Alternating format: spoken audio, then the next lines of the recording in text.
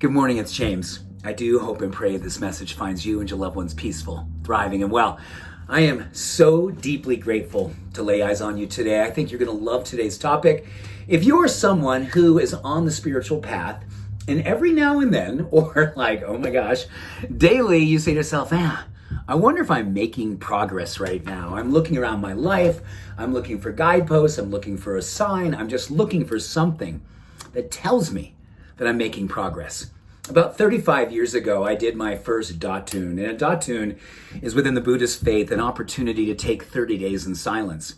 30 days where you meditate upwards of 8, 10, 12, even 14 hours a day. There time you do a little walking meditation. There's some karma yoga where you're serving others in the community, but you never, ever, ever say a word out loud. You are in silence the entire time. And yes, it's really hard for people like me who, not only am I fidgety, I'm loving conversation. I always have. And that experience for me was really very brilliant, heartbreaking, heart-opening. Everything you'd ever want to experience when you get a chance to settle into your stuff, settle into the goodness, settle into the work, and realize there's still work to do. And I remember coming out of that practice, and I said to the meditation teacher, that was really something. It was really hard. I'm grateful for your guidance, all the different meditation practices that you taught. And as I go back out in the world, I want to know if there's some type of practice, anything that you can share with me that would help me to know that I'm actually making progress as a spiritual person. How often in your life have you thought to yourself, oh gosh, this is so slow, or I feel like I'm really stuck? And I really want to know how I can know that I'm truly making progress on the path. Well, the spiritual teacher told me one of the most beautiful things that has really shaped my life, and shaped my life in ways that I never expected. It seemed so simple when he first said this to me. He said, how do you know if you're making progress?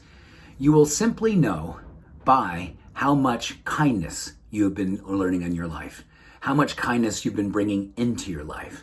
If you are getting kinder on your path, then you are becoming more and more spiritually awake, and you are making spiritual progress.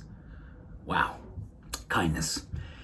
And I think for a lot of us, especially in these types of communities where so much of the work that we do is about out in the world, seeing what we can do to be a beneficial presence, how we can bring more light and love into the world.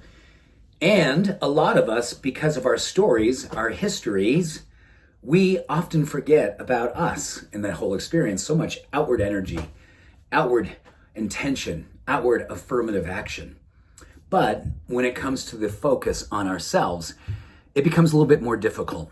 Sometimes it feels like it's the thing that is the hardest thing of all. And I can tell you, in my life, there's no question I am so much better at taking care of others, taking care of the world, putting good energy out, and oftentimes finding myself not with a lot of energy left over to focus on my own loving kindness. But I'm aware of it and I work on it.